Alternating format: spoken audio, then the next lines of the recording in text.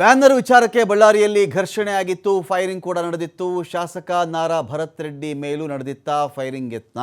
ಈಗ ಜನಾರ್ದನ್ ರೆಡ್ಡಿ ಮತ್ತು ಶ್ರೀರಾಮುಲು ಅವರು ಹೇಳೋದೇನು ಅಂದರೆ, ಜನಾರ್ದನ್ ರೆಡ್ಡಿ ಅವ್ರನ್ನ ಕೊಲ್ಲುವಂಥ ಪ್ರಯತ್ನ ಆಗಿತ್ತು, ಪೆಟ್ರೋಲ್ ಬಾಂಬ್ ತಂದಿದ್ರು, ಅವ್ರ ಕಡೆ ಶೂಟ್ ಮಾಡಿದ್ರು.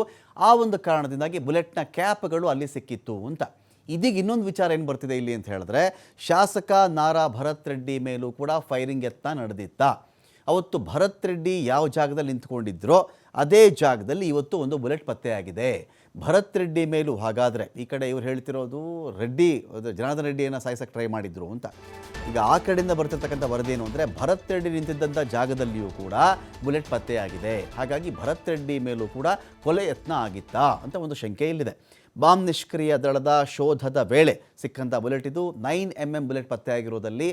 ಸೊ ಬಾಂಬ್ ನಿಷ್ಕ್ರಿಯ ದಳ ಇದನ್ನು ಪತ್ತೆ ಹಚ್ಚಿದೆ, ಇಲ್ಲಿದೆ ನೋಡಿ ಅಂತ. ಈಗ ಮೇಲುನೋಟಕ್ಕೆ ಜನಗಳ ಕೈಗೆ ಸಿಗುವಂಥದ್ದು ಬೇರೆ, ಈ ಬಾಂಬ್ ನಿಷ್ಕ್ರಿಯ ದಳ ಇಂಥವರೆಲ್ಲ ಬಂದಾಗ ಅವ್ರು ಚೆಕ್ ಮಾಡ್ತಕ್ಕಂಥ ವಿಧಾನಗಳು ಬೇರೆ ಇರ್ತವೆ. ಹಾಗಾಗಿ ಭರತ್ ರೆಡ್ಡಿ ನಿಂತಿದ್ದಂಥ ಜಾಗದಲ್ಲಿ ಇದೀಗ ಬುಲೆಟ್ ಪತ್ತೆಯಾಗಿದೆಯಾ?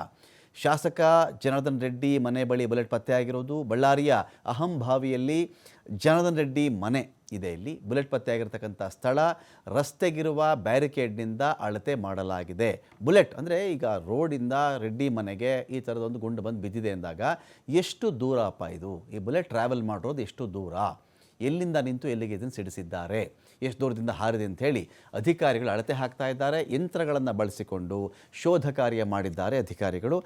ಜನಾರ್ದನ್ ರೆಡ್ಡಿ ಮನೆ ಕಡೆಯಿಂದನೂ ಕೂಡ ಬುಲೆಟ್ ಹಾರಿತಾ ಅಂಥೇಳಿ ಆಯಾ ಆಯಾಮದಲ್ಲಿಯೂ ಕೂಡ ತನಿಖೆ ಮಾಡಲಾಗ್ತಾ ಇದೆ.